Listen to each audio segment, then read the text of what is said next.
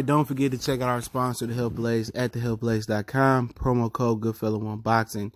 Get you 18% off the 100% all natural products. Website, promo code, description. Thanks. All right, Gennady Golovkin almost loses the opportunity at fighting for the middleweight IBF title today. Let's talk about it. We back.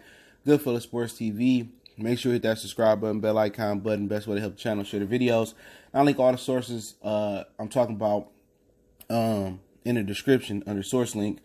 And we're going to talk a little bit about him almost losing his title, or losing the shot at regaining his IBF middleweight title. We're going to talk about him clout chasing Canelo. And we're going to talk about him saying that he's a small middleweight and temporarily wanted to move up. Now, Jonathan Banks, who is coach, he my guy. He from Detroit. Might have to tap in and interview with him. So, but Golovkin came in at 0.2 over the same day rehydration clause. Remember, it's only the IBF at stake. So with the IBF only being at stake, they got to do a 10-pound rehydration clause, which means same day weigh-in. Derevyanchenko made it. All right, Chris Mannix reported. He worked with his own NSI, I believe. And Derevyanchenko, like I said, he made it. Golovkin came over 0.2 pounds. He stripped down. He made it. And, yeah, could have been, just different calibrations of the scale. Or, at the end of the day, Golovkin's scale at home might have said he was, 170 pound flat. Got there, said it was 1.2. So at the end of the day, really, when you take off, people talking about, I argued with a gym owner one day. He said, I said, when I weigh, when I take all my clothes off, I weigh about, I can't remember, maybe 3 pounds lighter. Oh no, your shoes only weigh this. It ain't about weight. It's the calibration of the scale. Like sometimes your clothes or your shoes or whatever jewelry throws the calibration of the scale off. And you can tell when Sean Porter cut his dreads or his braids, he made weight. It ain't about how much you weigh. It's about throwing the calibration of the scale off.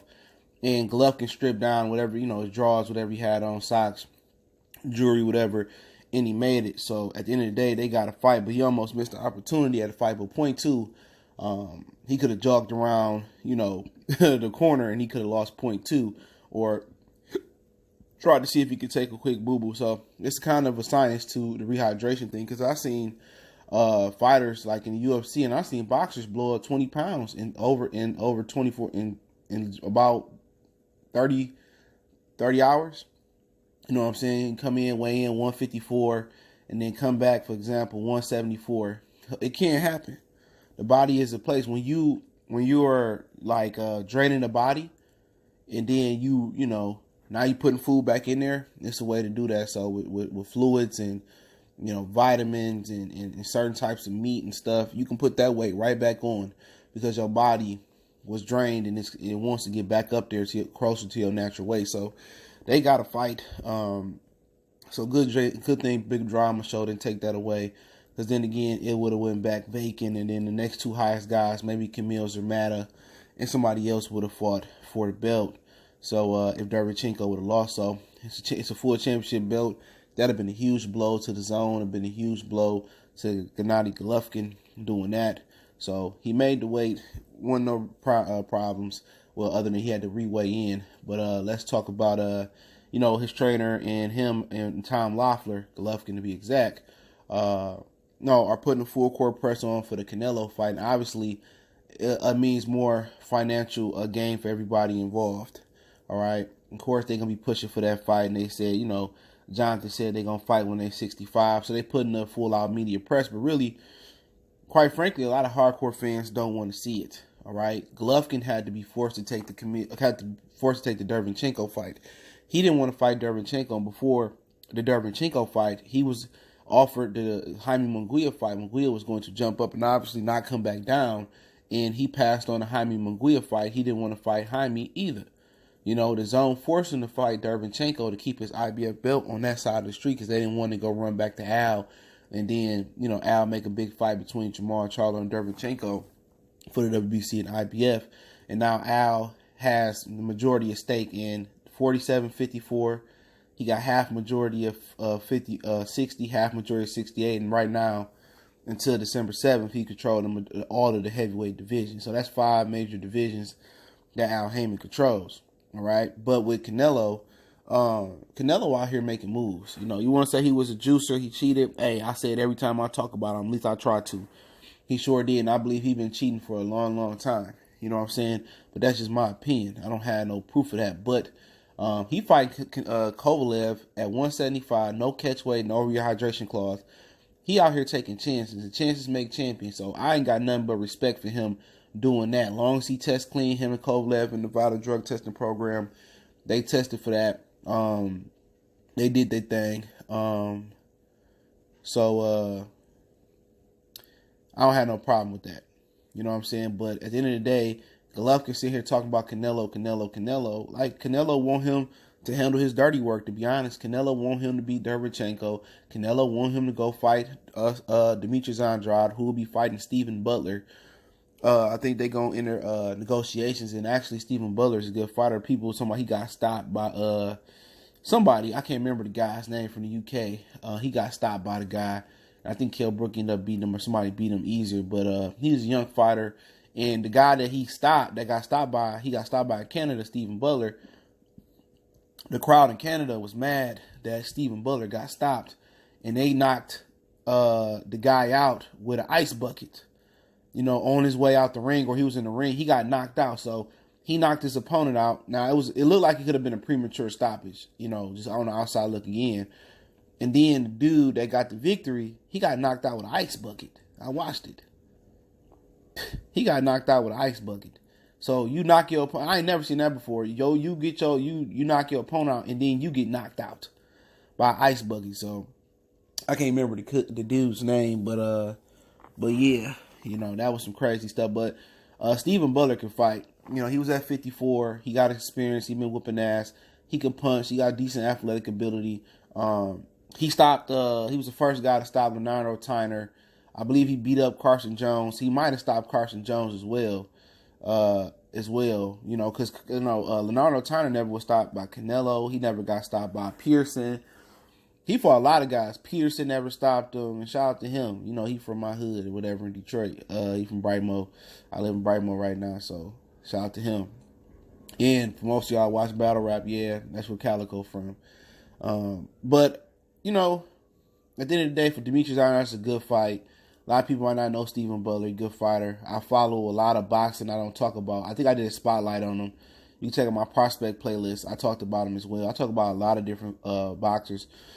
But you know what? Golovkin needs to really, just pave his own way. You know what I'm saying? At the end of the day, if Canelo wants you to go fight Demetrius, he wants you to get the IBF back from Derevchenko. It starts tonight. He fight Derevchenko tonight. You want him to go over and beat Demetrius Andrade. Then you at his mercy, because Canelo, hey, he got you out his contract. You know, Oscar De La Hoya told DAZN that Canelo was going to fight. He was going to fight Golovkin. He promised that. So DAZN promised Golovkin the Canelo fight if he came over, right? Because he could have went to PBC and made a ton of money too, but not the equity that he getting in DAZN. All right, at least to my knowledge. But Canelo told Oscar not to promise the Golovkin fight.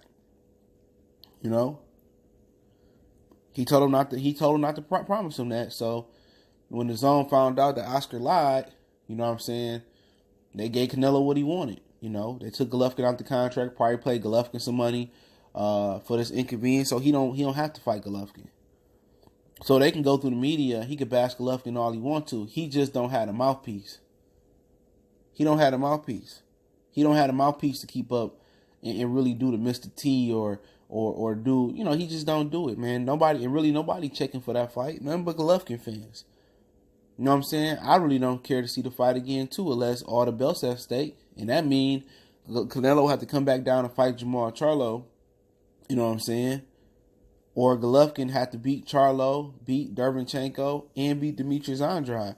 That'd be the toughest stretch of fights of his life, because Canelo, throughout his career, he never wanted to fight Andrade. Canelo, throughout his career, he never wanted to fight Jamal Charlo. So if Golovkin do that, he beat them three with or without a win over Canelo. I think I'll give him the stamp of approval. That'd be the best stretch of his career. You know what I'm saying? He could beat those three guys. Like, who can complain about that? But that's what Canelo want him to do. Canelo want him to handle his dirty work and pull his weight. He's just not gonna gift him with a rematch. And a rematch gotta mean something. People say, well, he robbed Golovkin twice. No, he didn't. At the first fight, you want to give it to Golovkin, give it to him. I gave it to Canelo. I ain't offended either. Second fight, Canelo clearly won that fight. You know what I'm saying? Triple G lost.